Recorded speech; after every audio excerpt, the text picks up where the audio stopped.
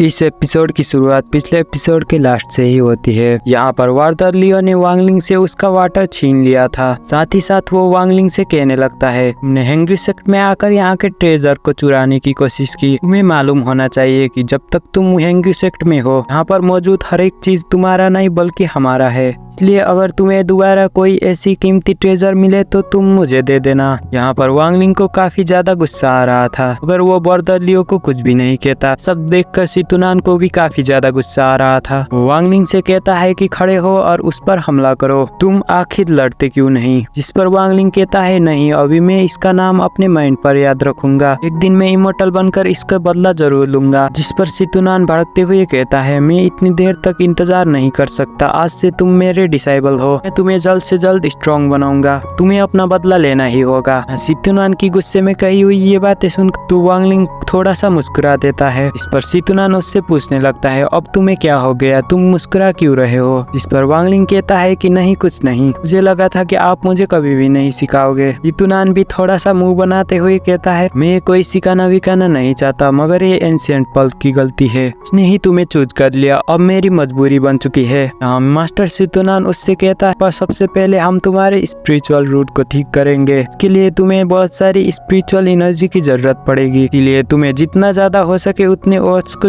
जमा करना होगा ताकि तुम उस पानी को एनर्जी में बदलते हुए कंज्यूम कर सको। लिंग भी अपने मास्टर की ये बात सुनकर ऐसा ही करना शुरू कर देता है। डे उसने काफी ज्यादा ओट्स जमा कर लिया था। इसके बाद वो अपनी कल्टीवेशन को भी शुरू कर देता है। यहाँ पर कल्टीवेशन के दौरान ही मास्टर सितुनान वांगलिंग को कल्टीवेशन स्टेज के बारे में बता रहे थे, जहाँ पर मास्टर सितुनान कहते हैं कल्टीवेशन को फर्स्ट लेवल को कहते हैं की एनर्जी कंडेंसेशन, किन स्टेज पर हम फाउंडेशन बिल्डिंग करते हैं, कि थर्ड स्टेज को जाइडेन के नाम से जाना जाता है। के अलावा भी बाकी 4 लेवल है, जिसे हम nascent soul, transforming to chaos, infertile change and head god के नाम से जानते हैं। तुम्हें इन सारे के सारे स्टेजेस को याद करना होगा। वांगलिंग भी यहाँ पर उनकी बातों को सुनते हुए अच्छे से प्रैक्टिस कर रहा था, पर उसको शुरू में काफी ज्यादा मुश्किलात आ रही थी। लेकिन यहाँ पर मास्टर सितुनान बताते हैं कि तुम्हें अपने सांस पर ध्यान देना होगा, नहीं तुम उसे कंट्रोल रखोगे उतनी अच्छे से तुम कल्टीवेशन कर पाओगे। साथ ही साथ मास्टर सितुनान यहाँ पर वांगलिंग से बताते हैं, काफी जल्दी तुम कल्टीवेशन में दूसरों से आगे निकल जाओगे, क्योंकि यहाँ पर एंशिएंट पल में कल्टीवेशन करने के 10 घंटे बाहर के 1 घंटे के बराबर है, यानी कि तुम कम अरसे में ही बहुत ज्यादा कल्टीवेशन कर लोगे। वांगलिंग यहाँ पर उनकी बातें सुनकर काफी ज्यादा खुश हो चुका था और वो यूं ही दिन ब दिन प्रैक्टिस करता रहा। वांगलिंग देखता है कि मास्टर फुयान एक दिन इन लोगों से मिलने के लिए आए हुए थे, क्योंकि वो आज एक डिसेबल को प्रमोट करके येलो ड्रेस देने वाले थे,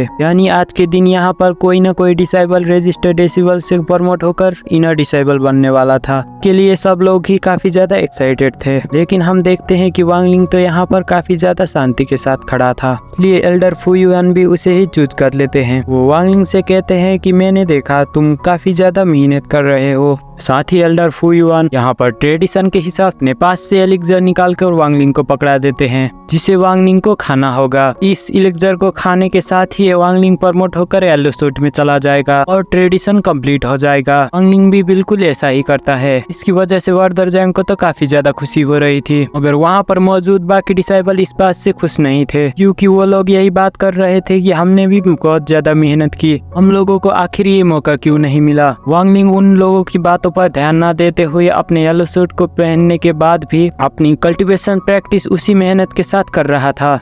यहाँ पर हम देखते हैं कि मास्टर सितुनान ने वांगलिंग को ग्रेविटी पुल टेक्निक सिखा दिया था, यानी कि वो अब के बिना किसी चीज को टच करे उसे कंट्रोल कर सकता था। वांगलिंग तो इस बात से काफी ज्यादा खुश हो चुका था, और मास्टर सितुनान यहाँ पर बताते हैं कि तुमने अभी तक इसको अच्छी तरीके से मास्टर नहीं किया, अगर तुम ये टेक्निक को अच्छी तरह से सीख लो तो ये तुम्हें काफी ज्यादा काम आएगी। अभी अचानक वांगलिंग को वार्डर जैंग की आवाज सुनाई देती है। यहाँ पर वार्डर जैंग वार्डर लियो के साथ बहस कर रहा था, क्योंकि वार्डर लियो ने यहाँ पर वार्डर जैंग को सेक्ट से निकाल दिया था। वो यही बहाना दे रहा था कि तुमने 7 दिन के अंदर अपने मिशन को कंप्लीट नहीं किया, इसलिए तुम्हें यहाँ से निकाला जा रहा है। मगर यहाँ पर वार्डर जैंग जानता था कि उसके काम को वार्डर लियो ने ही बिगाड़ा था, असल में उसकी कोई गलती नहीं थी। जब वार्डर लियो उसकी बात नहीं मानता तो वार्डर जैंग कहता है कि मुझे तुम्हारे सारे कालो राज के बारे में पता है, और ये भी जानता हूँ कि तुम छुप छुप के रात में किसी से मिलते हो जिसने तुम्हें एक टेलीजम भी दिया था। मैं अभी जाकर इसके बारे में सीनियर एल्डर को खबर दे रहा हूँ। ये कहते ही बर्दर जंग जैसे ही वहाँ से जाने लगता है, एल्डर लू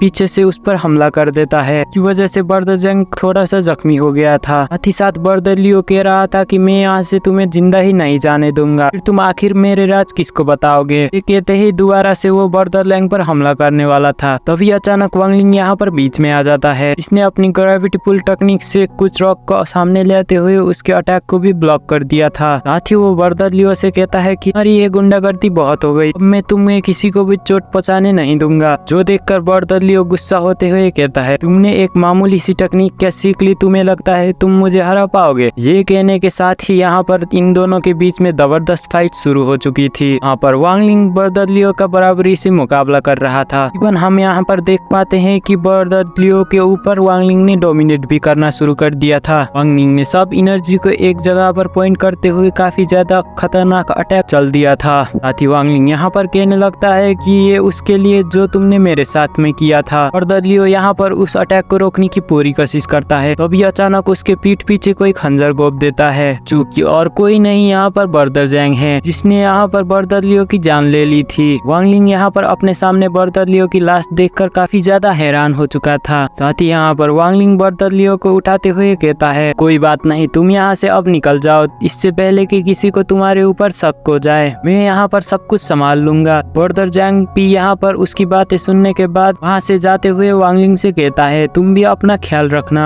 जबकि यहाँ पर उसके जाने के बाद वांगलिंग यहाँ पर अपनी ग्रेविटेशनल पुल टेक्निक का इस्तेमाल करके बर्दर लियो को ठिकाने लगाने की कोशिश कर रहा था, मगर वो अपने टेक्निक को मेंटेन नहीं कर पा रहा, जो देखकर वांगलिंग काफी ज्यादा हैरान हो चुका था। वो हैरान होते हुए कहता है, आखिर मेरी की एनर्जी कहाँ पर चली गई, आखिर मेरी की एनर्जी कंडेंस क्यों नहीं हो रही। वो इसी बारे में मास्टर सितुनान से भी सवाल करता है, जहाँ पर मास्टर सितुनान उसे अच्छी तरीके से चेक करने के बाद बताते हैं कि तुम्हारी बॉडी में किसी तरह का पॉइजन है, लेकिन क्या तुम मुझे बता सकते हो आखिर तुमने ऐसा क्या खाया था जिसकी वजह से तुम्हारे बॉडी में ये पॉइजन आ गया। जो सुनकर वांगलिंग को याद आ जाता है एल्डर फुयोंग ने उसको कुछ इलेक्टर खाने के लिए दिया था, जिसके बाद से ही ये सब शुरू हुआ। मास्टर सितुनान को जब ये जानने को मिलता है वो काफी ज्यादा गुस्सा हो चुके थे। वो कहते हैं कि ये कमीना मास्टर, चलो अभी जाकर हम उसे जान से मार दें। इस पर वांगलिंग उन्हें शांत कराते हुए कहता है, ये अभी लड़ने के लिए सही वक्त नहीं, अभी फिलहाल मेरे को अपने आप को रिकवर करने पर ध्यान देना होगा। क्या आपके पास इस जहर का कोई एंटीट्यूड है। जिस पर मास्टर सितुनान कहते हैं,